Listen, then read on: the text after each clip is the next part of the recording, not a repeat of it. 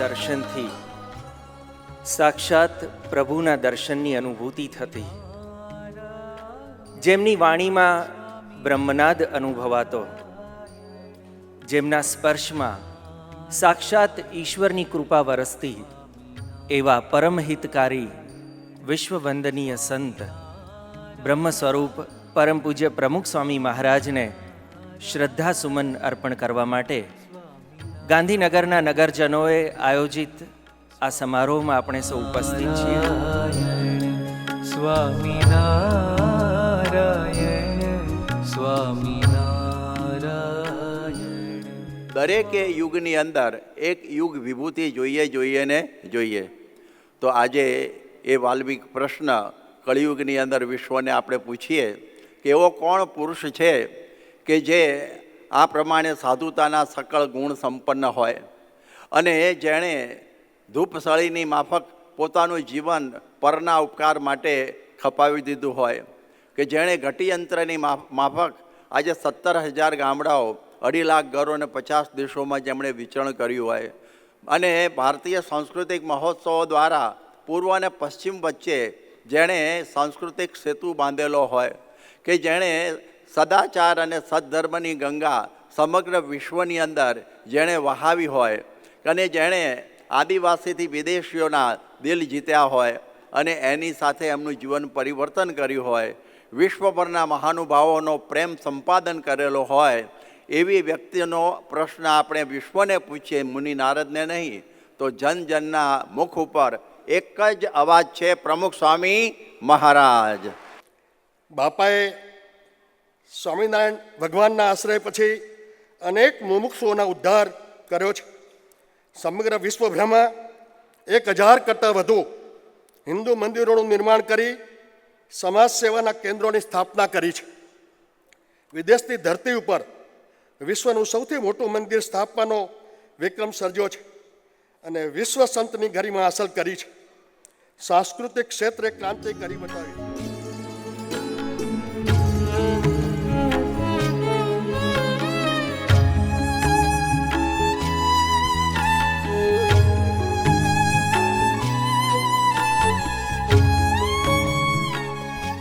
આપણા સૌ ભારતવાસીઓનો એક રીતથી કહીએ કે બાપાનો જન્મ ભારત દેશમાં થયો એ ભારત માટે ગૌરવ છે.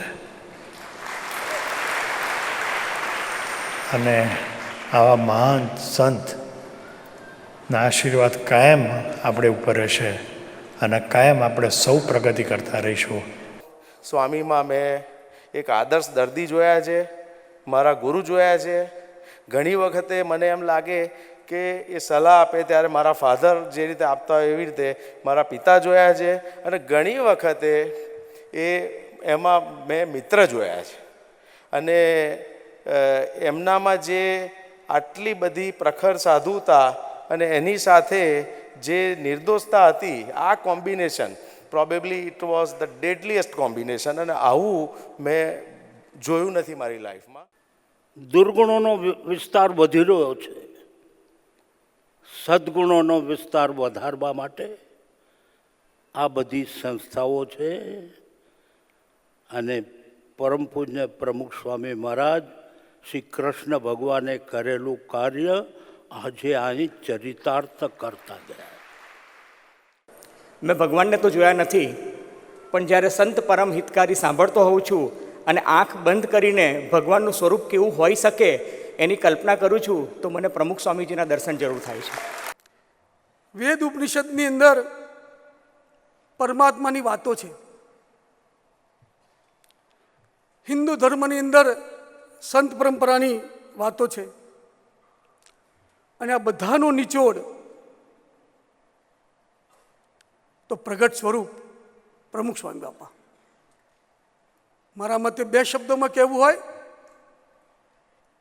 તો ભગવાનનું પ્રગટ સ્વરૂપ એટલે પ્રમુખ સ્વામી બાપા. સ્વામિનારાયણ સ્વામિનારાયણ.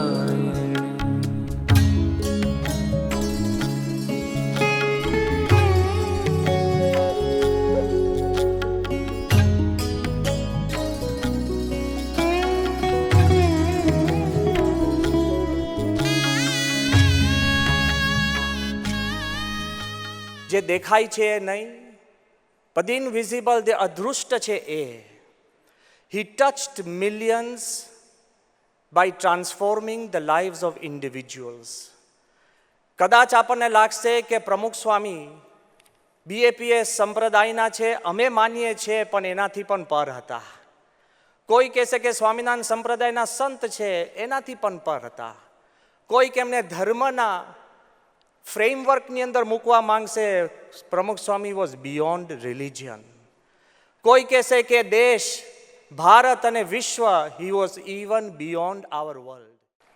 ખૂબ ખૂબ મોટી પ્રતિભાઓ જોઈ છે દુનિયાભરની, ખૂબ મોટી પ્રતિભાઓ. ઇતિહાસકારો હોય તો મારી તો એમને વિનંતી છે, સંશોધન કરજો. એ મોટી હસ્તીઓની જિંદગીમાં એકાદો પ્રસંગ તો એવો મળશે કે મહાન કહેવાતી હસ્તીના કોઈક શબ્દો વિવાદાસ્પદ બન્યા હોય, કોઈક શબ્દો ટીકાત્મક બન્યા હોય, કોઈક શબ્દો પક્ષપાતી બન્યા હોય, પરંતુ પ્રમુખ સ્વામી મહારાજના આટલા લાંબા કાર્યકાળમાં એક શબ્દ એવો બતાવો જે ચર્ચાસ્પદ હોય, જે ટીકાસ્પદ હોય, જે પક્ષપાતી હોય, જે શબ્દ સંતને ના શોભે તેવો હોય.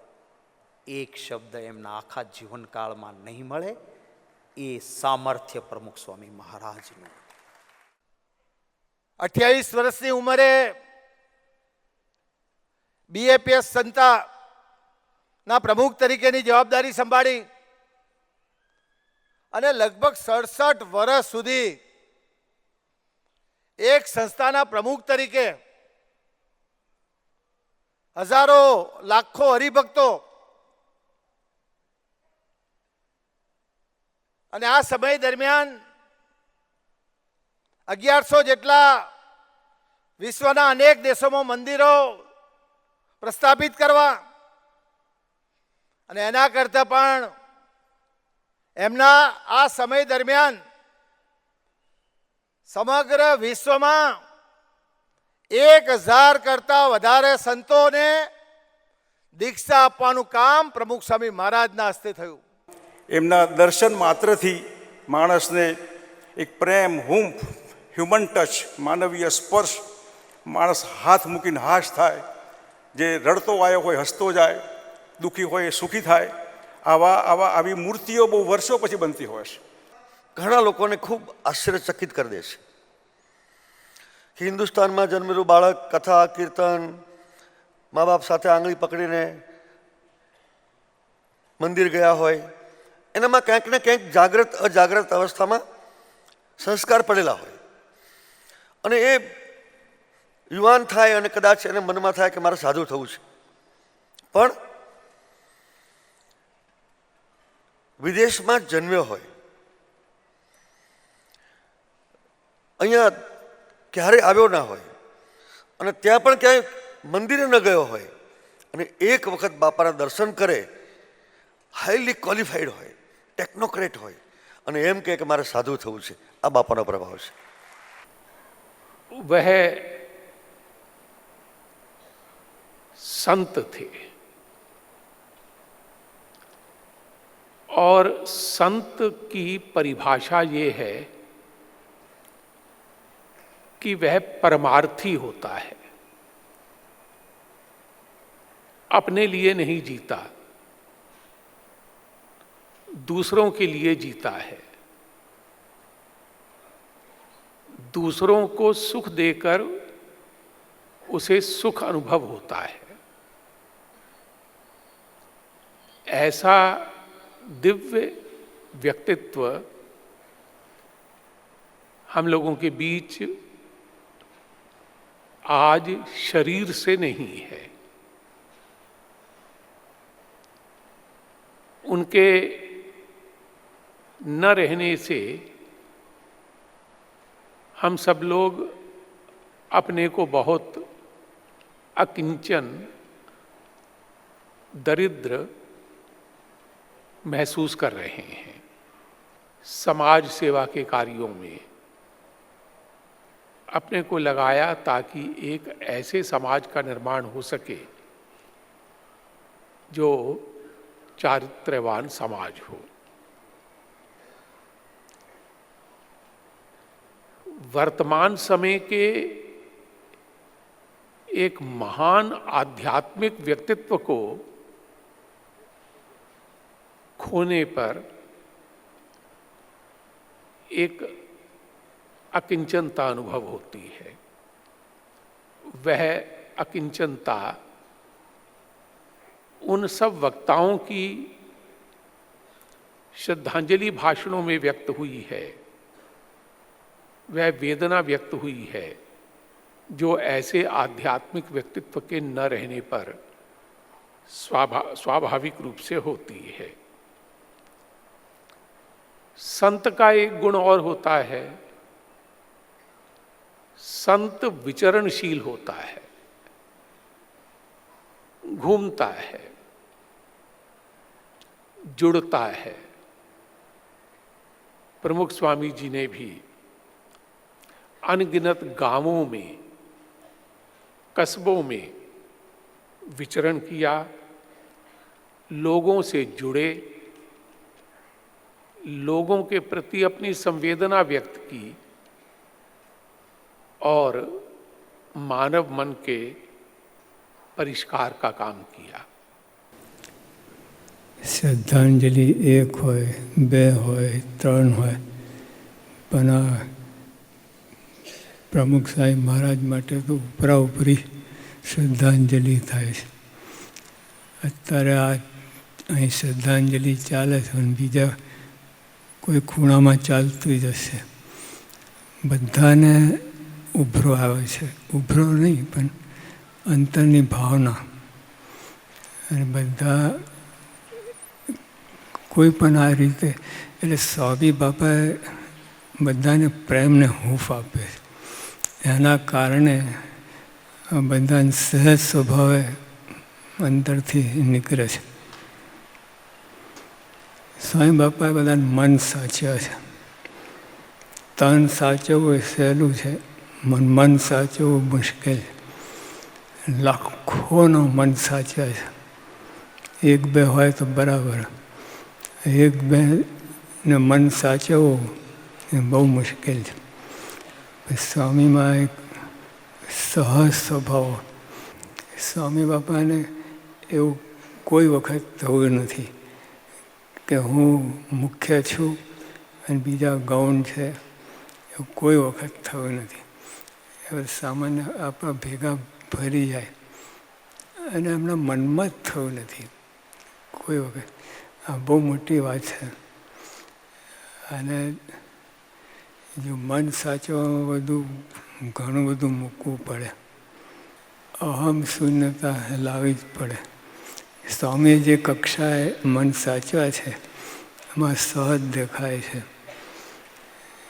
એટલે આવું તો બધું ઘણું બધું છે, પણ ટૂંકમાં બધું ઘણું કહેવાયું છે. ઘણા બધા ઈચ્છા રાખે છે કહેવાનું, પણ આપણે તમે સ્વામીની જે સહજ સ્વભાવ, નિર્માનીપણું એ બધાને આંખે ઉડીને પડે છે, દરેકને. અને એને લીધે જ આ બધા રિસ્પોન્સ આપે છે, એટલે પ્રતિભાવ આપે છે. કહેવું પડતું નથી, અંતરસ્પર્શ થઈ જાય. એ બધું ઔપચારિક કંઈ કોઈ વાત જ નથી, સહજ બધી થાય છે. એટલે આવી રીતે પછી ધીરજ રાખી, ક્ષમા. બધા સંતો છે, ક્ષમાનો પાર નહીં. ક્ષમા ક્ષમા ક્ષમા, એટલે બધું બધા ગુણ જે ધરાવે છે બાપા, બધા ઘણા ગુણ છે. એમાં કયા કહેવાનું, કયું ન કહેવું, એ બધી વાત છે. પણ ટૂંકમાં તમે તમારા સાથ સહકારથી,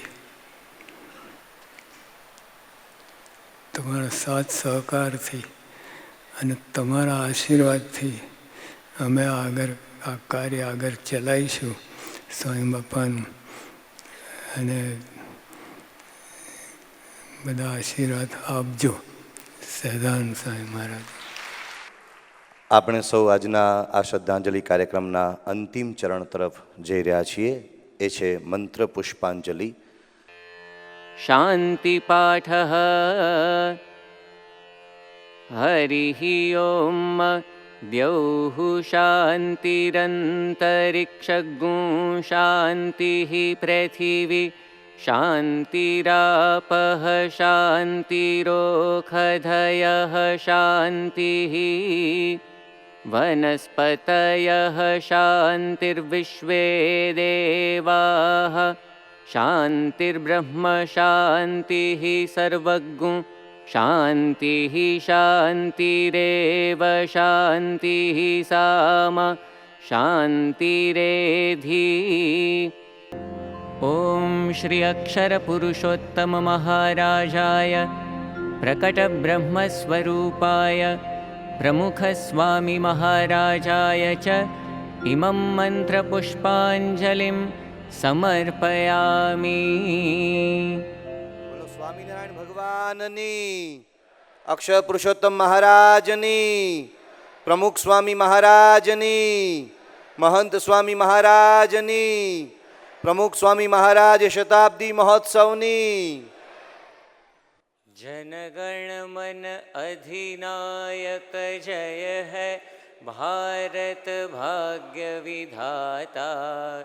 पंजाब सिंध गुजरात मराठा द्राविड उत्कल बंगा.